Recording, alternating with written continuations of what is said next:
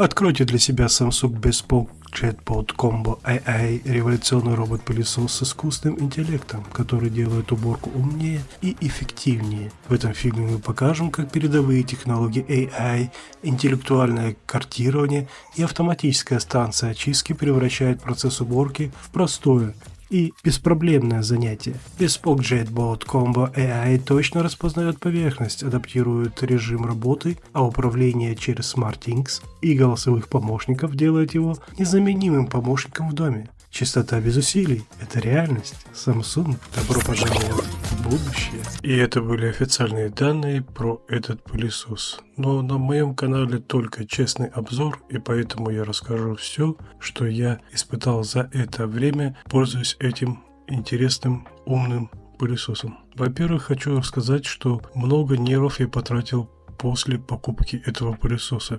Первый пылесос почему-то находил только одну комнату, то есть мой зал, остальные комнаты он не находил совершенно.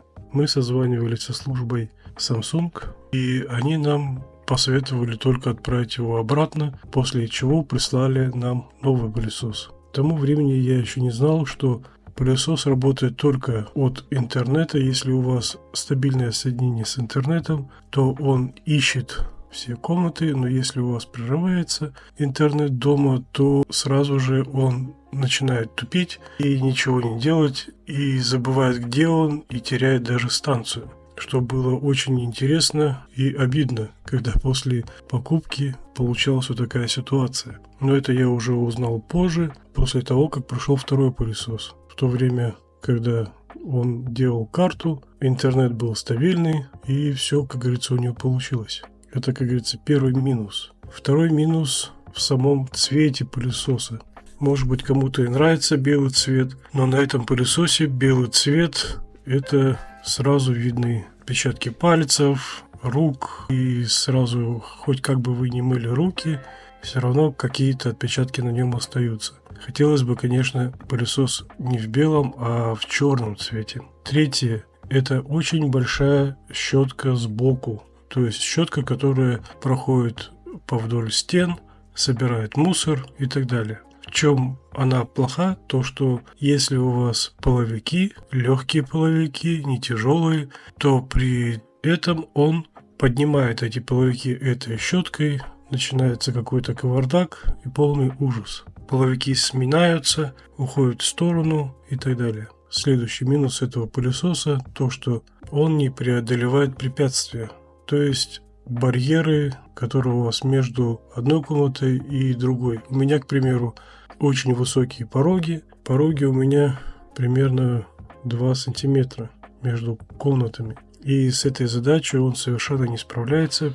При переходе с одной комнаты в другую пришлось делать маленькие плинтуса деревянные. После нескольких попыток он все-таки понял, что это плинтуса, и стал их переходить. Хотя в настройках есть высокие пороги, но это мало чем помогает.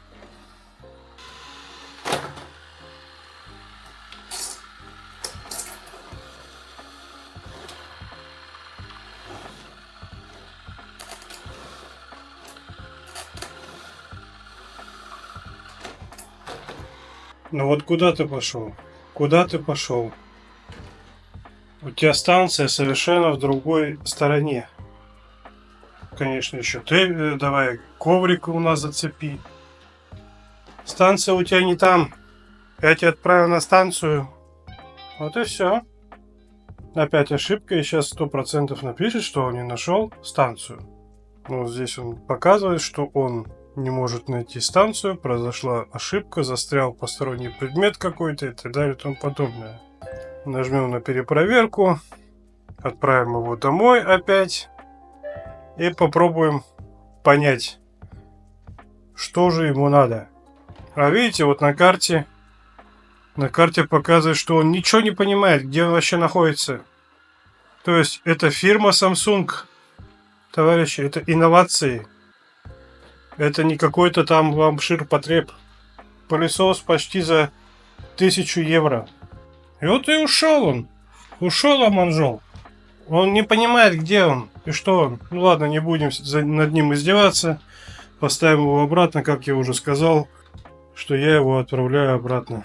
Что-то фирма Samsung, компания Samsung не доделала в этом пылесосе. Ни в коем случае не покупайте его, если у вас такие же условия, как у меня дома.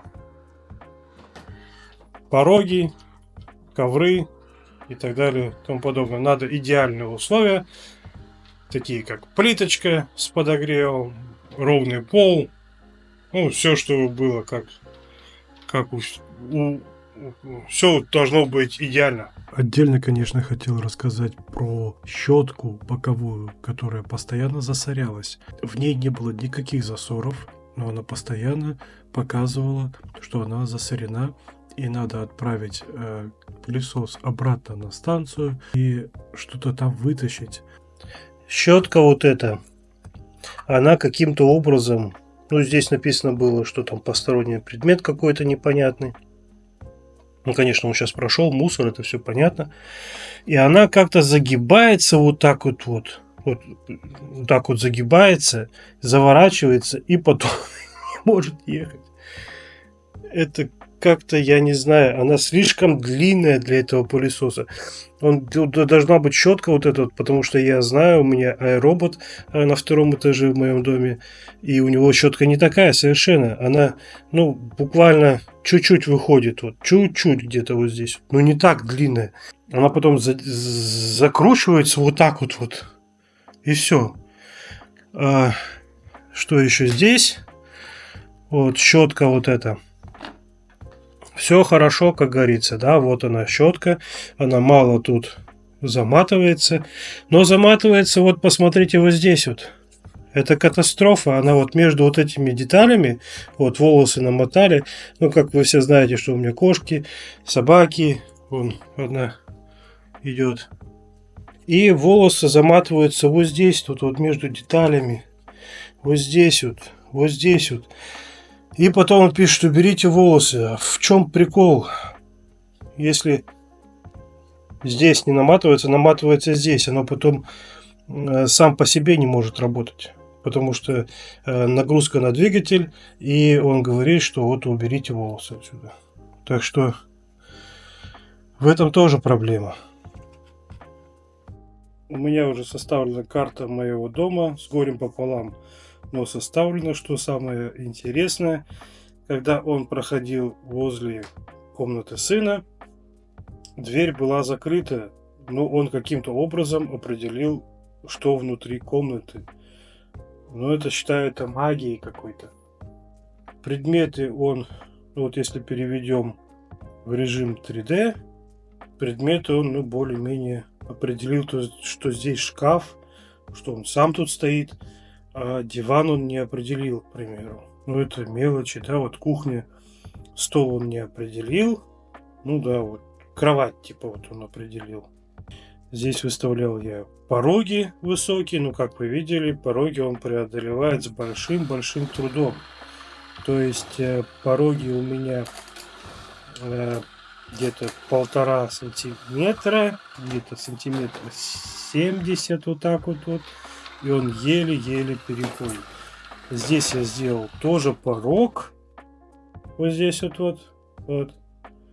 Это вот место, где между коридором и кухней. Потому что там лежит ковер. И если он подъезжает к ковру, то щеткой, которая боковая, он зацепляет этот ковер и делает с ним безобразие. Поэтому я сделал типа как это препятствие, и где начинается ковер, приклеил его на двухсторонний скотч. Ну, мне кажется, это как-то неправильно. Как же я его оставлю одного там, или запущу из работы, или сделаю режим самостоятельно, чтобы он убирал, если он делает такие непотребства? Что за ним постоянно надо смотреть. Вот. Ну, я опять же говорю, это на дом рассчитано, у кого, к примеру, нет ковров, у кого есть или ковры какие-то тяжелые, да, тяжелые ковры, да, вот, к примеру, у меня в гостиной ковер, хотя он не показал, что ковер у меня есть тут. Ну, может быть, просто мало у меня проработал. Потому что, к примеру, до этого у меня был iRobot.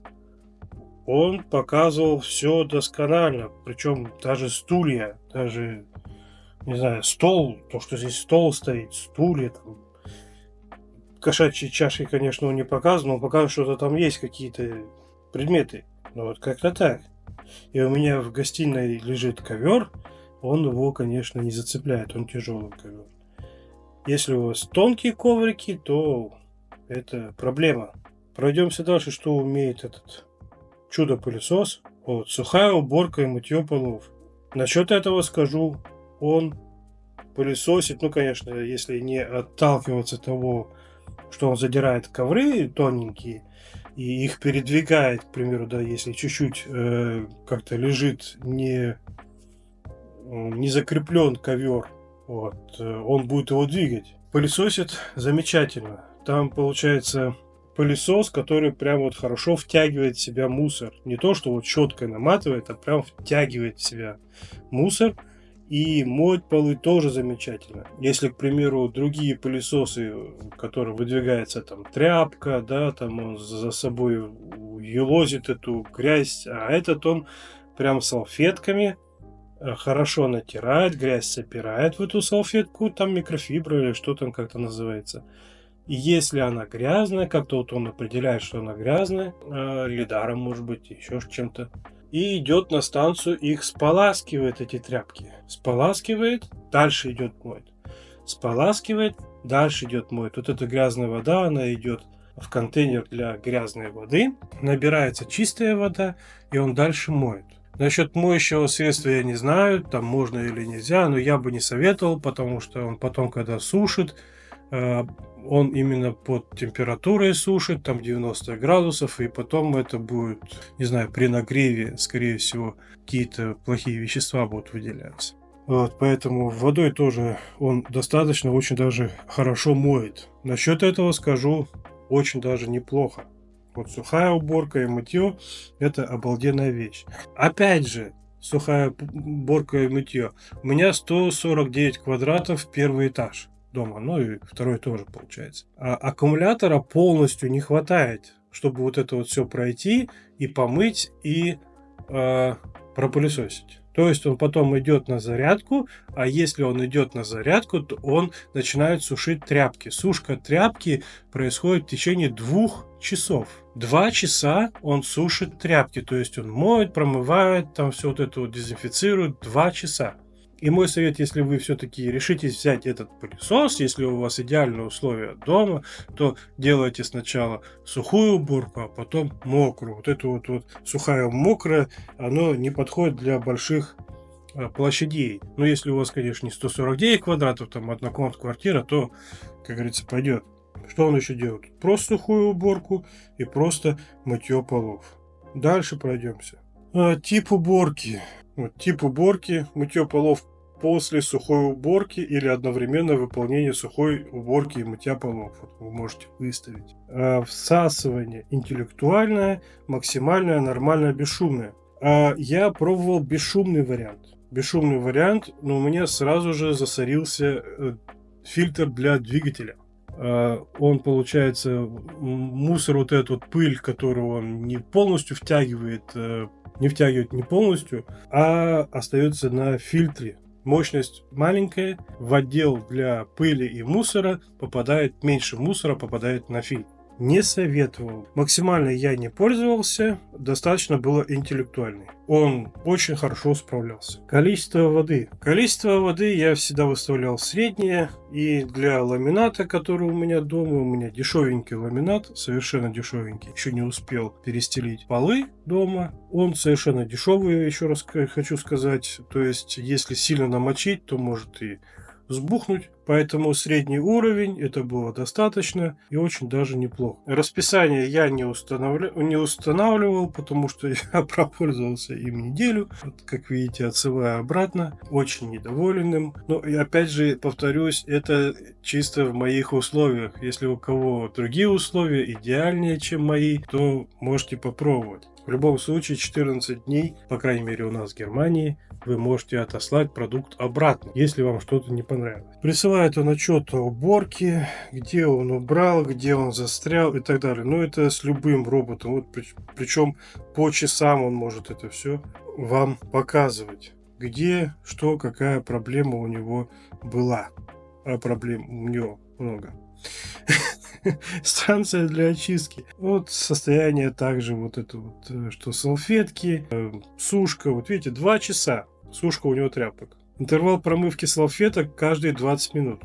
Ну, вот, к примеру, опустошить пулесбор. Ну, пускай опустошает. То я поставил на станцию, и он даже ничего не сделал. Хотя, к примеру, я говорю, iRobot вот я покупал. У меня есть пылесос на 2-м этаже такой же. Он делает все идеально. Этот как-то вот не сложилось. Как-то мне кто-то написал, я типа хейтер. Или как вот там, не хейтер.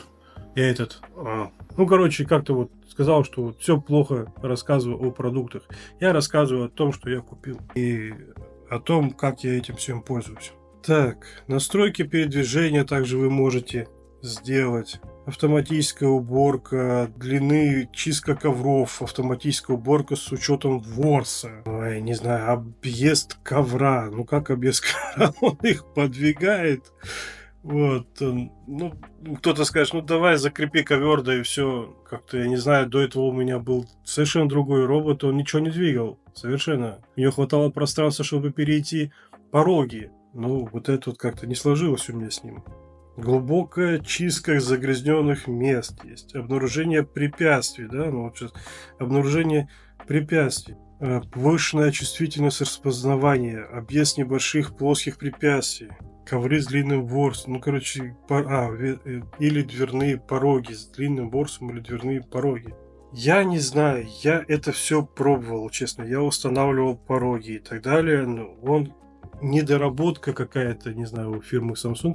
Причем я не один такой.